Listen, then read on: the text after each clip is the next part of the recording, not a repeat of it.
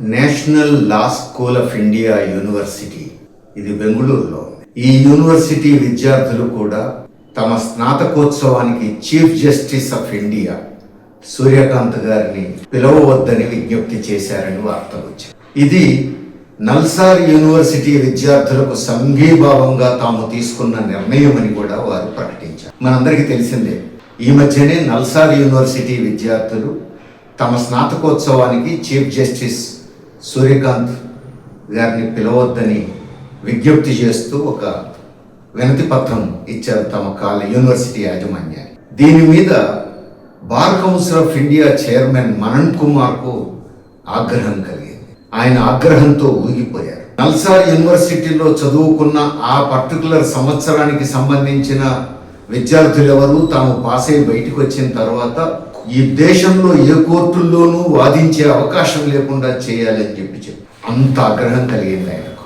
దీనికి నల్సార్ యూనివర్సిటీ విద్యార్థులు భయపడలేదు. తమ వృత్తిపరమైన భవిష్యత్తుకు ముప్పు సంభవిస్తుందేమోనన్న భయం కూడా వారికి కలగలేదు. వారి అభిప్రాయాన్ని వారు మార్చుకోలేదు. దానికి సంఘీభావంగానే ఇప్పుడు national law school of India university Bengaluru విద్యార్థులు కూడా తమ నిర్ణయాన్ని ప్రకటించారు. అదే రోజు మీడియాలో మరొక వార్త కూడా చూశాం.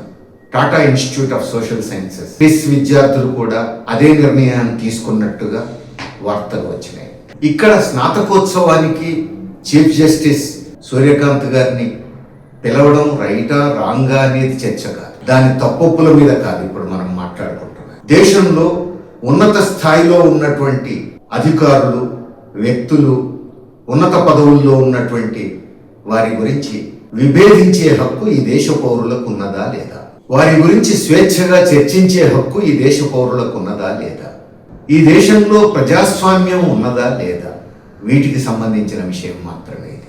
మనందరికీ తెలుసు, సుప్రీంకోర్టు తీర్పునిచ్చినప్పటికీ ఆ తీర్పు మీద అనేక అభిప్రాయాలు, చర్చోపచర్చలకు అవకాశం ఉంది. తీర్పును అమలు జరపడం లేదు, తీర్పును విశ్లేషించటం, ఏకీభవించటం, వ్యతిరేకించటం లేదు. ప్రజాస్వామ్య వ్యవస్థలో ఏ తీర్పునైనా విశ్లేషించే హక్కు ఉంది, వ్యతిరేకించే హక్కు ఉంది, అనుకూలించే హక్కు ఉంది. రాజ్యాంగం చెప్పేది ఏమిటి? ఒకసారి కోర్టు తీర్పునిస్తే దాన్ని అమలు జరపాలి. అమలు జరపాలనే విషయంలో ఎవరికీ భిన్నాభిప్రాయం లేదు. కానీ దాంతో విభేదించే హక్కు, చర్చించే హక్కు, విశ్లేషించే హక్కు ఉంది కదా. మరి సుప్రీంకోర్టు తీర్పు మీదనే విశ్లేషించే హక్కు, విభేదించే హక్కు ఉంటే ఒక యూనివర్సిటీలో స్నాతకోత్సవానికి సుప్రీంకోర్టు చీఫ్ జస్టిస్ గారిని ఆహ్వానించకపోవడం మీద భిన్నాభిప్రాయాలు ఉండే హక్కు లేదా? అయితే ఇక్కడ ఆశ్చర్యకరమైన విషయం, సుప్రీంకోర్టు చీఫ్ జస్టిస్ చాలా డిగ్నిఫైడ్గా ఉన్నారు, దీని మీద స్పందించలేదు. కానీ బార్ కౌన్సిల్ చైర్మన్కు ఆగ్రహం వచ్చింది, ఉగ్రరూపంతో ఊగిపోతున్నారు. ఈ విద్యార్థులు ఎవరు దేశంలో ఏ కోర్టులోనూ వాదించడానికి అవకాశం ఉండొద్దని చెప్తున్నారు. అంటే ప్రజాస్వామ్యం అంటే గిట్టనటువంటి పరిస్థితి బార్ కౌన్సిల్ చైర్మన్ వ్యవహారంలో మనకు కనపడతా ఉంది. అంతగా ఎందుకు ఊగిపోతున్నారు బార్ కౌన్సిల్ చైర్మన్? చాలా మందికి తెలియని విషయం, ఆయన బీజేపీ నాయకులు కూడా, బీజేపీ తరఫున పార్లమెంటుకు ఎన్నికైనటువంటి వ్యక్తి కూడా. అంటే బీజేపీ రాజకీయాలు, ఆర్ఎస్ఎస్ రాజకీయాలు వంటబట్టించుకున్న వ్యక్తి కాబట్టి ఇంతటి నిరంకుశ పద్ధతుల్లో స్పందిస్తున్నారు. మరి తాను బీజేపీ అయినా ఆర్ఎస్ఎస్ అయినా బార్ కౌన్సిల్ చైర్మన్ హోదాలో ఉన్నప్పుడు బార్ కౌన్సిల్ గౌరవాన్ని కాపాడాలి కదా, ఈ దేశ రాజ్యాంగ విలువల్ని కాపాడాలి కదా. ఒకసారి బీజేపీ నాయకులకు ఒక స్థానం దక్కితే దాన్ని ఉపయోగించుకొని తమ నియంతృత్వ పోకడాలన్నీ ప్రజల మీద రుద్దుతారా? ఎంతటి ఆందోళనకరమైన విషయం ఇది. అంతేకాదు, బార్ కౌన్సిల్ చైర్మన్ ఎంతకాలం ఆ పదవిలో ఉండాలి అనేది కూడా నిర్దిష్టమైన కాల పరిమితి ఉండాలని కూడా ఇప్పుడు విద్యార్థులు కోరుతారు. ఎందుకు? ఈ మనన్ కుమార్ గారు సుదీర్ఘకాలంగా బార్ కౌన్సిల్ చైర్మన్ హోదాలో ఉంటున్నారు. ఆయన ఎన్నికైనటువంటి కాల పరిమితమే. కానీ ఒక చిన్న లొసుగు ఉంది అందులో. నెక్స్ట్ ఎన్నిక అయ్యేంత వరకు కొనసాగుతారు, దాన్ని అవకాశంగా తీసుకున్నారు. మళ్ళీ ఎన్నికలు జరగవు, ఆయన అదే పదవిలో కొనసాగుతూ ఉంటారు. ఎన్నేళ్ళైనా కొనసాగుతారా? ఇది మారాలి, ఖచ్చితంగా నిర్దిష్ట కాల పరిమితి ఉండాలి అని కూడా విద్యార్థులు కోరుతున్నారు. ఆయనకు ప్రజాస్వామ్యం మీదనే నమ్మకం లేదు కదా. కాబట్టి ఆయన ఎంతకాలమైనా బార్ కౌన్సిల్ చైర్మన్ పదవికి కొనసాగడానికి సిద్ధంగా ఉన్నారు.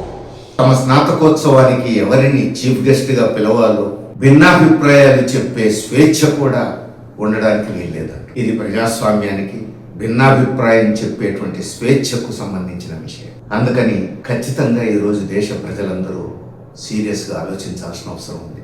ఈ దేశంలో ప్రజాస్వామ్యాన్ని కాపాడుకోవాల్సిన అవసరం ఉంది.